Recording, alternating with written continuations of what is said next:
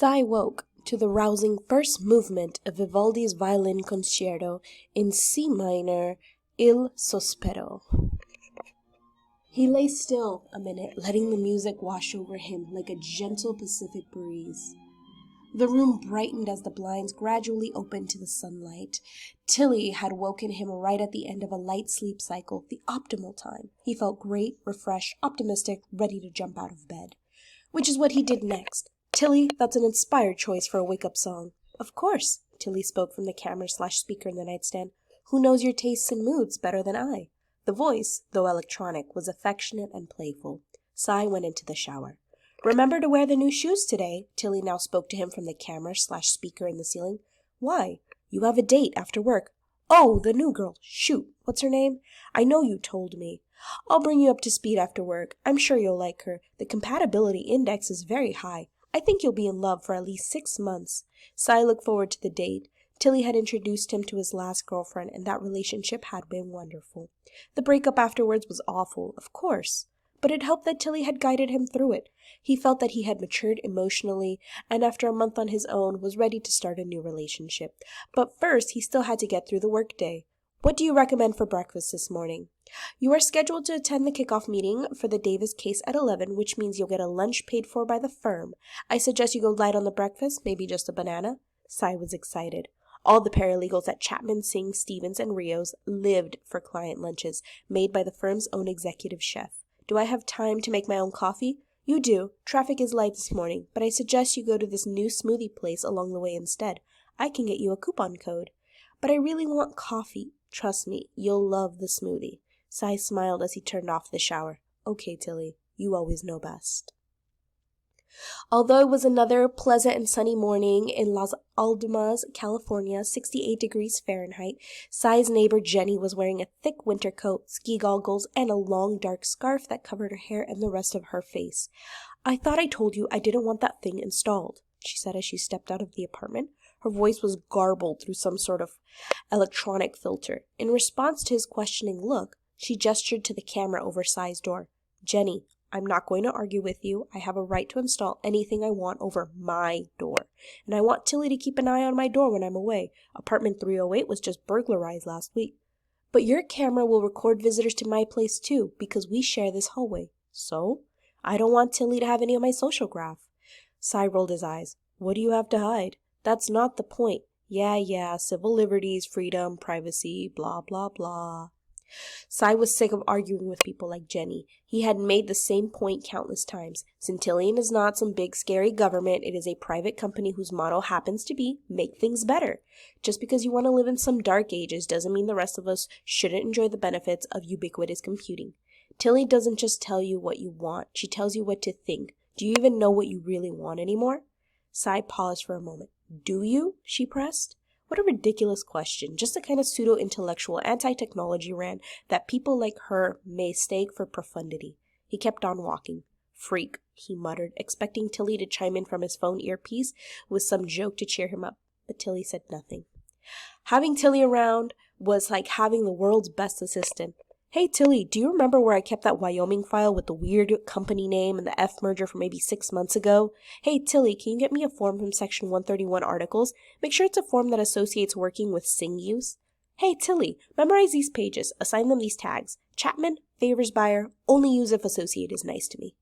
As Sai enjoyed his lunch, he felt very lucky. He couldn't even imagine what drudgery work would have been like before Tilly came along.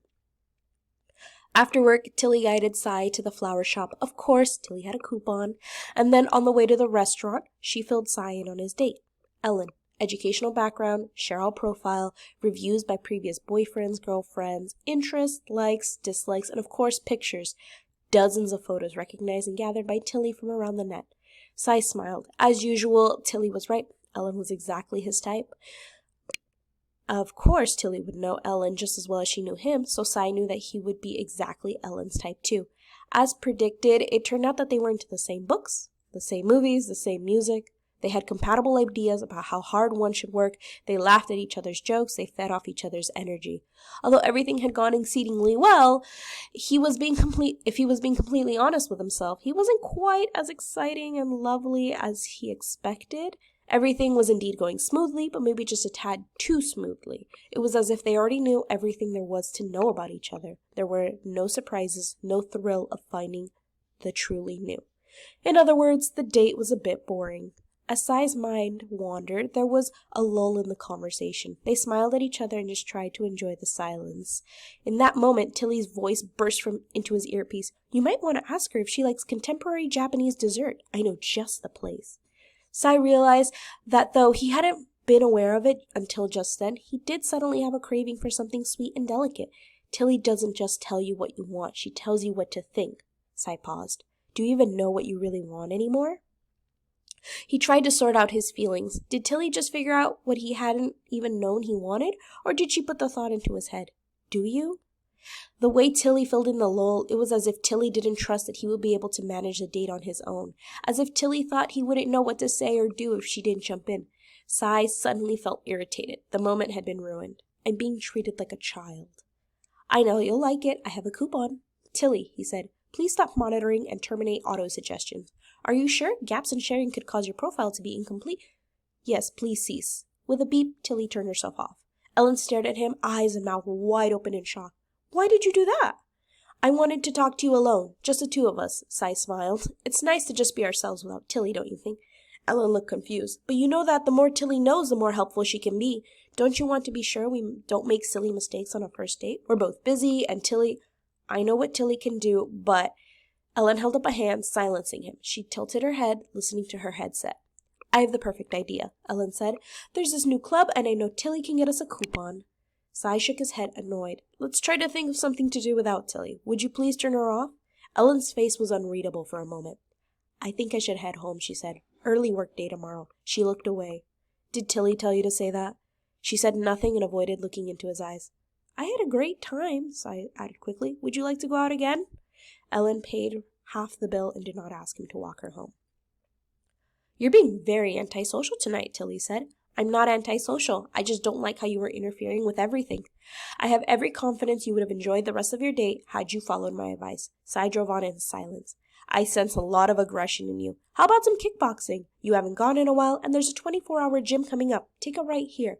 Sai drove straight on. "What's wrong?" "I don't feel like spending more money." "You know I have a coupon.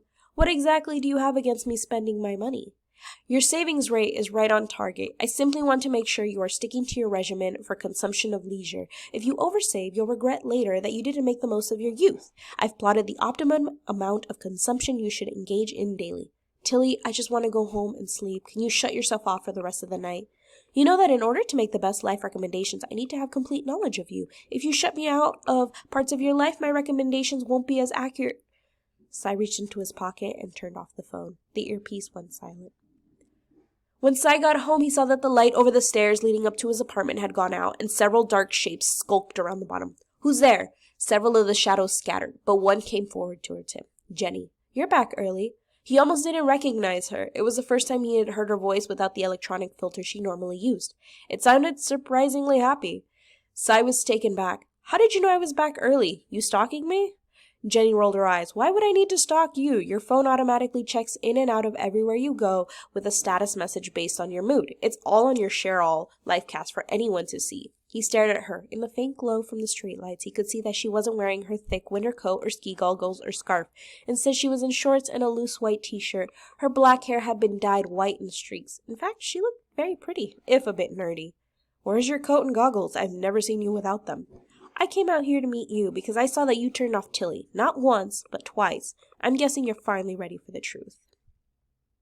Stepping into Jenny's apartments was like stepping into the middle of a fishing net. The ceiling, floor, and walls were covered with a fine metal mesh, which glinted like liquid silver in the flickering lights from the many large high-definition computer monitors stacked on top of each other around the room, apparently the only sources of illumination. Besides the monitors, the only other visible furniture appeared to be the bookshelves full of books, the paper kind, strangely enough. A few upside-down ancient milk crates covered the cushions with chairs. Jenny closed the doors and reached up and plucked the earpiece out of Sai's ear. Then he held out her hand. "Give me your phone." Reluctantly, Sai took out his phone and gave it to her. She looked at it contemptuously. No removable battery. Just what you'd expect of a centillion phone. They should call these things tracking devices, not phones. You can never be sure they're really off. She slipped the phone inside a thick pouch, sealed it, and dropped it on the desk. I'm just going to say it. You are nuts. You think Centillion spies on you? Their privacy policy is the best in the business. Every bit of information they gather has to be given up by the user voluntarily, and it's all used to make the user's life better. Look at you. You've agreed to have cameras observe your every move. You have to have every thought, word, interaction recorded in some distant data center so that algorithms can be run over by them, mining them for data that marketers pay for. Now you've got nothing left that's private, nothing that's yours. Centillion owns all of you. You don't even know who you are anymore. You buy what Centillion wants you to buy. You read what Centillion suggests you read. You date who Centillion thinks you should date. But are you really happy? That's an outdated way to look at it. Everything Tilly suggests for me has been scientifically proven to benefit my taste profile, to be something I'd like. You mean some advertiser paid Centillion to pitch it at you? That's the point of advertising, isn't it? To match desire with satisfaction. There are thousands of products in this world that might have been perfect for me, but I might never have known about them. Just like there's a perfect girl out there for me, but I might never have met her. What's wrong with listening to Tilly so that the perfect product finds the perfect consumer, the perfect girl finds the perfect boy? I love how you're so good at rationalizing your stay. I ask you again, if life with Tilly is so wonderful, why did you turn her off tonight? I can't explain it, Sai said. He shook his head. This is a mistake. I think I'll head home. Wait, let me show you a few things about your beloved Tilly first. Years ago, they caught Centillion traffic monitoring cars, sniffing all the wireless traffic from home networks on the streets they drove through. Centillion also used to override the security settings on your machine and track your browsing habits before they shifted to an opt-in monitoring policy designed to provide better recommendations. Do you think they've really changed? They hunger for data about you. The more the better. And damned if they care about how they get it. Sai flicked through the documents skeptically. If this is all true, why hasn't anyone brought it up in the news? Jenny laughed. How do you get your news except through Centillion? If Centillion doesn't want you to see something, he won't. Sai shook his head. You're really one of those tinfoil conspiracy theorists. You make Centillion sound like some evil, repressive government, but it's just a company trying to make some money. Jenny shook her head. Surveillance is surveillance. I can never understand why people think it matters when it's the government doing it to you or your company. These days, Centillion is bigger than governments. Remember, it managed to topple 3 countries' governments just because they dared to ban Centillion within their borders. Those were repressive places. Oh, right. And you live in the land of the free. You think Centillion was trying to promote freedom? They wanted to be able to get in there and monitor everyone and urge them all to consume more so that Centillion could make more money. But that's just business. It's not the same thing as evil. You say that, but it's only because you don't know what the real world really looks like anymore, now that it's been remade in Centillion's image. And why are you telling me all this? Because, neighbor, we're going to kill Tilly, Jenny said, giving Sai a hard look, and you're going to help us do it. Jenny's apartment, with all its windows tightly shut and curtained, felt even more stifling after the car ride. Sai looked around at the flickering screens, showing dancing abstract patterns, suddenly wary. And just how are you planning to kill Tilly exactly? We're working on a virus, a cyber weapon, if you want to get all macho about it. What exactly would it do? Since the lifeblood of Tilly is data, the billions of profiles Centillion has compiled on every user, that's how we're going to have to take it down. And if we do it slowly enough, they can't even go to backups because they'll be corrupted too. Without the data it's built up over the decades, Centillion advertising revenue will dry up overnight and poof, Tilly will be gone. So I imagined the billions of bits in the clouds, his tastes, likes and dislikes, secret desires, announced intentions, history of searches, purchases, articles and books read, pages browsed. Collectively, the bits made up a digital copy of him. Literally. Was there anything that was not a part of him that wasn't also up there in the cloud, curated by Tilly? Wouldn't unleashing a virus on that be like suicide? Like murder? The bits were his, but not him. He had a will that could not be captured in bits, and Tilly had almost succeeded in making him forget that. How can I help? Sai asked. She then handed him a tiny thumb drive.